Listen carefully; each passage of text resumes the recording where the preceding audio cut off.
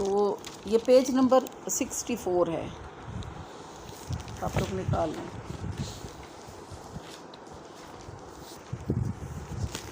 نکال لیا؟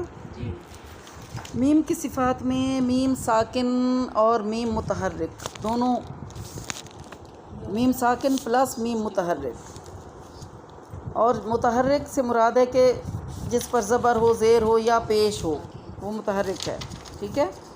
تو یہ کیسے ہو جاتا ہے؟ یہ برابر میم غنہ کے ہو جاتا ہے، یعنی اس پر پھر غنہ ہوگا۔ یہ میں آپ کو مثال پھر بتاتی ہوں۔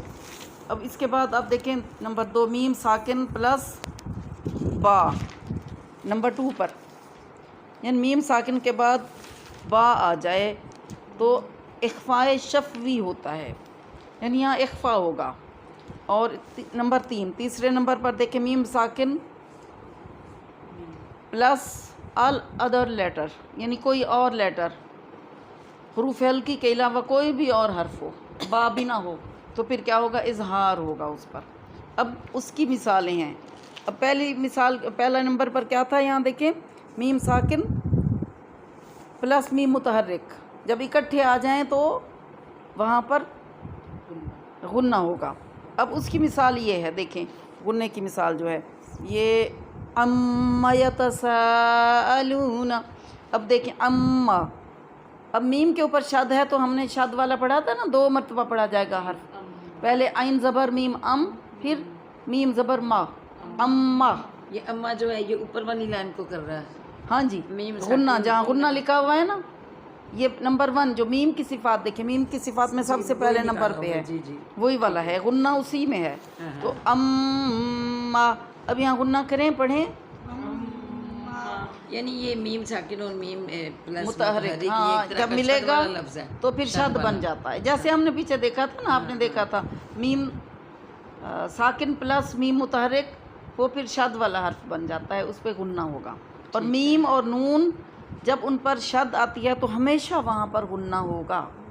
تو دیکھیں اما، اب آواز کو ناک میں لے جانا ہے، ہاں ام، جیسے ام پھر ما، اما، 2 میم ہے اس میں، جی 2 میم ہے۔ اب دیکھیں اگلی چیز ہے اخفاء شفوی۔ اب یہاں پر ہے اخفاء، یعنی کہ جب میم ساکن ہوگا اس کے بعد با ہوگا، با متحرک ہوگا، اچھا، جیسے دیکھیں با کے نیچے زیر ہے نا، جی جی جی، تو یہ متحرک ہو گیا نا، تو اسی وجہ سے ہم نے کیا کرنا ہے، یہاں پر ہم نے غنہ کرنا ہے۔ اس کو اخفاء شفوی کہتے ہیں۔ کیسے ہم پڑھیں گے؟ فَإِذَا هُم بِالسَّاهِرَةِ، یہاں پر بھی غنہ بھی ہوگا، ہاں ہم یہیں پر، یہی جی وہی، اس کو اخفاء، اس غنے کو اخفاء شفوی کہتے ہیں، ٹھیک ہے؟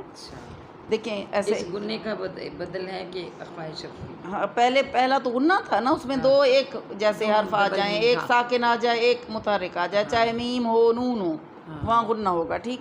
لیکن یہاں پر ہے کہ اگر میم ساکن کے بعد با آ جائے، با متحرک یعنی با جس پر زیر زبر پیش ہو، ٹھیک؟ اب اس پر زیر ہے میم ساکن کے بعد، لیکن پابندی ہے کہ با ہو، ہاں یہ با ہونا لازم ہے، پھر ہوگا اخفاء، ورنہ نہیں ہوگا، ٹھیک ہے؟ اب یہاں کیا ہے، ہم پڑھیں گے ہم بالساہرہ،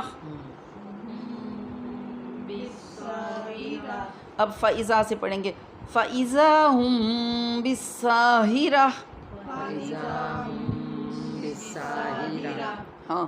اب دیکھیں تیسری مثال ہے میم ساکن پلس آل ادر لیٹر، کوئی اور لفظ، تو اگر میم ساکن کے بعد با نہ آئے، کوئی اور لفظ آئے، تو ہم نے اظہار کرنا ہے، اخفاء نہیں کرنا، ہم نے غنے کی طرح نہیں پڑھنا، ہم نے واضح کر کے پڑھنا ہے، ٹھیک ہے؟ کیسے؟ جیسے ہے اب دیکھیں ہم کے بعد فا آیا ہے نا، الذی ہم، اس کے بعد فا ہے نا، فا زیریا فی، تو ہم نے یہاں پر غنہ نہیں کرنا کیونکہ با تو نہیں آیا نا، ہم پڑھیں گے الذی ہم فیہ مختلفون، نہ تا کو لمبا نہیں کرنا، ہاں ایک دفعہ پھر پڑھیں، اچھا اب پہلی مثال کس کی ہے؟ غنے کی، ٹھیک ہے؟ دوسری مثال کس کی ہے؟ تیسری مثال کس کی ہے؟ اظہار کی. یہ تھی میم کی صفات. ٹھیک ہے. اب اگلی چیز ہے نون. نون کی صفات. اب نون کی صفات میں 3 چیزیں خاص ہیں. نمبر 1 نون مشدد ہو. مشدد کون سا ہوتا ہے؟ جس پر شد ہو وہ مشدد. نمبر 2 ساکن. میم ساکن نون ساکن ہو یعنی نون کے اوپر جزم یا سکون ہو.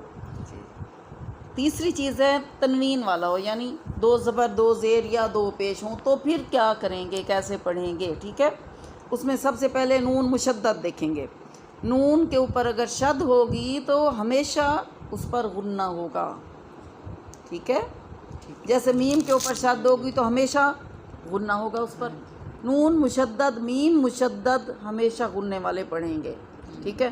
اور اگلی چیز ہے کہ مثال، اب یہاں پر ہم نون مشدد کی مثال دیکھیں گے. دیکھیں نون کے اوپر شد ہے نا، شد زبر. ان اللہ. ایک دفعہ پھر پڑھیں، نون کی آواز کو ناک میں لے جائیں. ان اللہ. اللہ کو پر پڑھنا ہے. ٹھیک ہے. پھر پڑھیں. ابھی اللہ پر نہیں ہوا. پڑھیں رخسانہ جی آپ.